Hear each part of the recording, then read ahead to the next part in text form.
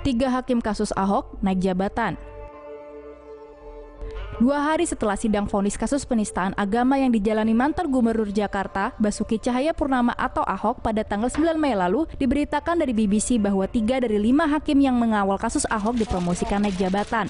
Menurut juru bicara Komisi Yudisial RI, Farid Wadji, semua pihak patut mencurigainya karena keputusan promosi ketiga hakim tersebut hanya selang 1 hari pasca vonis.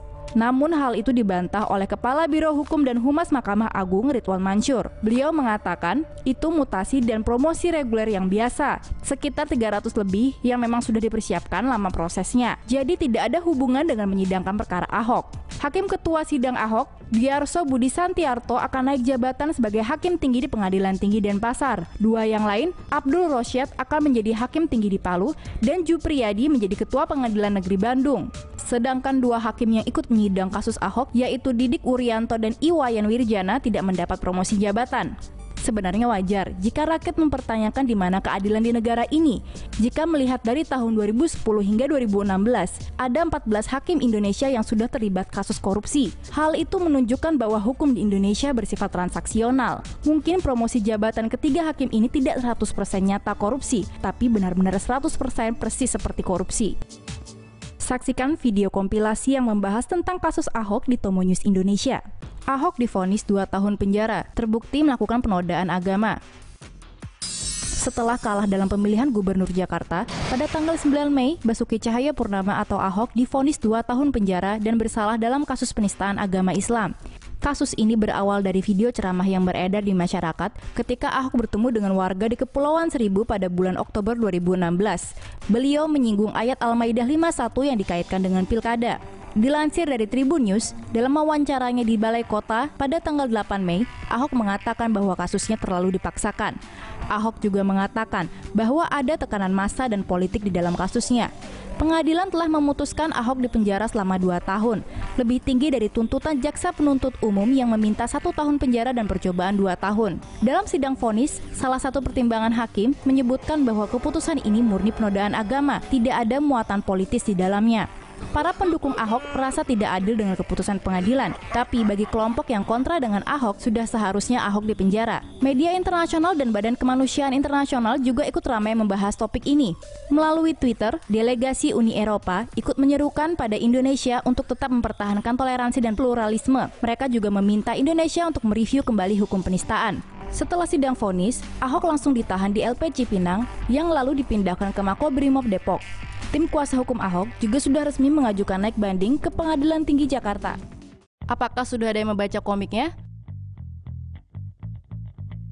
Marvel Studio melalui comicbooks.com pada tanggal 8 April lalu sudah mengkonfirmasi isu kontroversi komik X-Men Gold. Marvel juga akan memberikan sanksi tegas kepada komikusnya.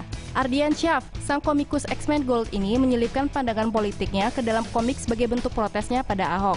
Ardian menyisipkan 2 simbol angka terkait kasus penistaan agama Ahok. Pertama, angka 212 pada gedung. Angka ini merujuk pada demo FPI di Jakarta tanggal 2 Desember lalu, aksi protes kasus penistaan agama yang dilakukan oleh Ahok. Kedua, angka yang ada pada kaos karakter Kolosus yang merujuk pada ayat Al-Maidah 51.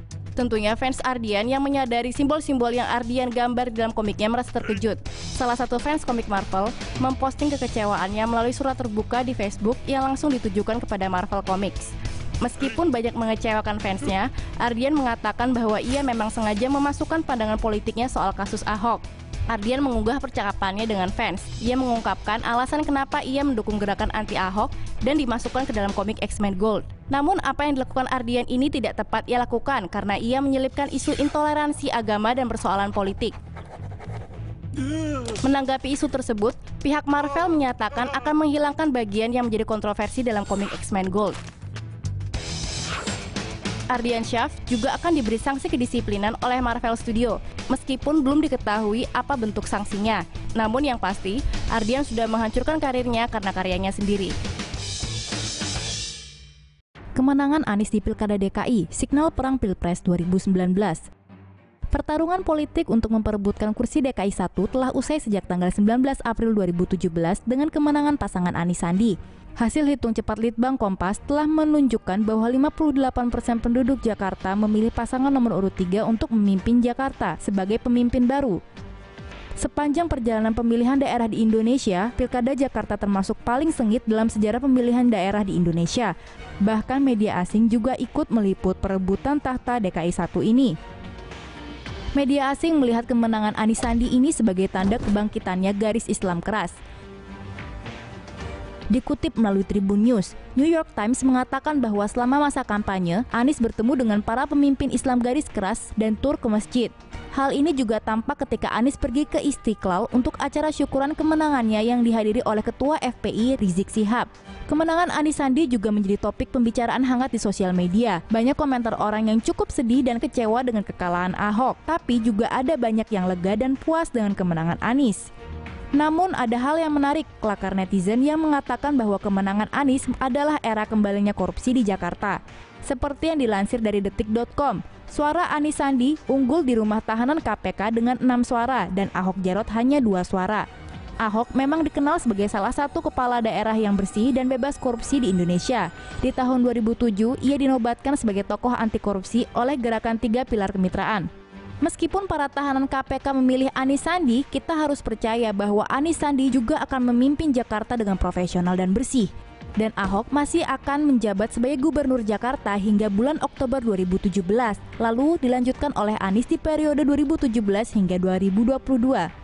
Posisi Anies Sandi sebagai DKI 1 kini dinilai semakin memperkuat kekuatan Prabowo Subianto, yaitu Ketua Umum Partai Gerindra, sebagai partai pengusung paslon 3 untuk pemilihan presiden di tahun 2019 nanti.